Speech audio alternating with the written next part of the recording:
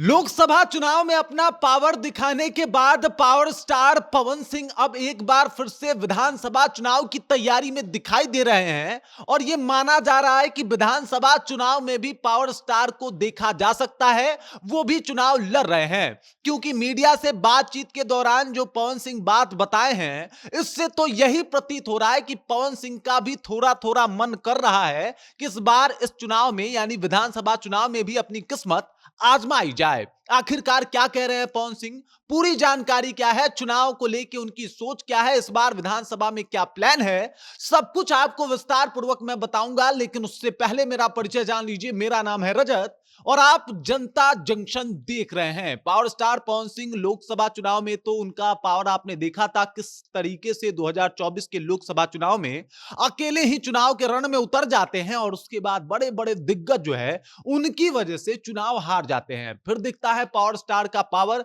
कि किस तरीके से उनके लिए राजपूत वोटरों का एकीकरण होता है, किस तरीके से बाकी लोग जो उनके प्रशंसक हैं वो भी वोट में तब्दील हो जाते हैं और दूसरे नंबर पे काराकाट में वो रहते हैं और लाखों वोट के साथ जो है वो उपेंद्र कुशवाहा को पीछे भी छोड़ देते हैं। और यही बात बताता है कि पावर स्टार में वो बात तो है जो उनको एक नेता बना सकता है। और इसी बीच पावर स्टार का काराकाट में आना जाना एक बार फिर से ये बता रहा है कि एक बार फिर से पावर स्टार जो है वो इस विधानसभा चुनाव के तैयारी में लगे हुए हैं। अगर विधानसभा की बात की जाए तो सभी पार्टियां पूरी जोर लगा चुकी है कि भाई इस बार विधानसभा चुनाव में कुछ बेहतर करना है। और इस वजह से सभी लोग, कुछ लोग बिहार यात्रा पे निकले हैं तो कुछ लोग कई जिलों की यात्रा कर रहे हैं, कुछ लोग जाके बता रहे हैं अपने विजन के बारे में। और इसी बीच पावर स्टार का लोगों के बीच में पहुंचना, लोगों के दुख दर्द को जानना, लोगों का दुख दर्द के बारे में बातचीत करना, यह बता रहा है कि इंटरेस्ट उनको इस बिहार के विधानसभा चुनाव में भी है। दरअसल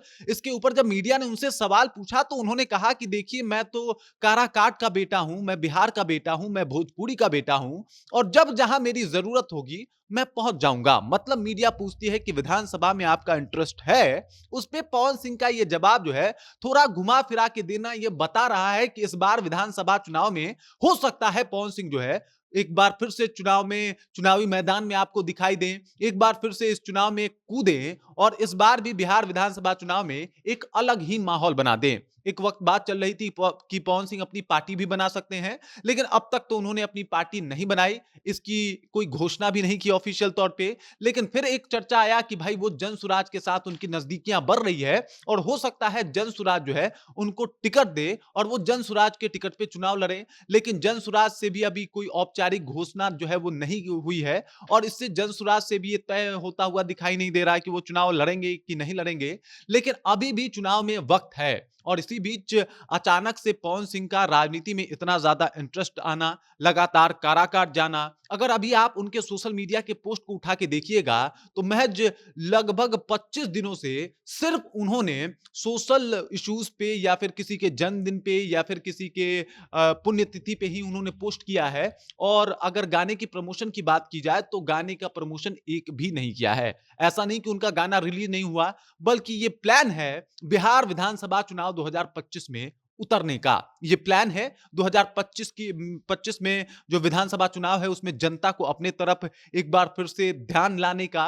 और इसी वजह से लगातार सोशल मीडिया से भी एक्टिव हो गए हैं। अब वो चुनावी दौरा भी कर रहे हैं, लोगों के बीच में जा रहे हैं। अगर किसी के हक की बात हो रही है तो वहां पे भी पहुंच के पवन सिंह कह रहे हैं कि मैं वहां पे खड़ा हूं।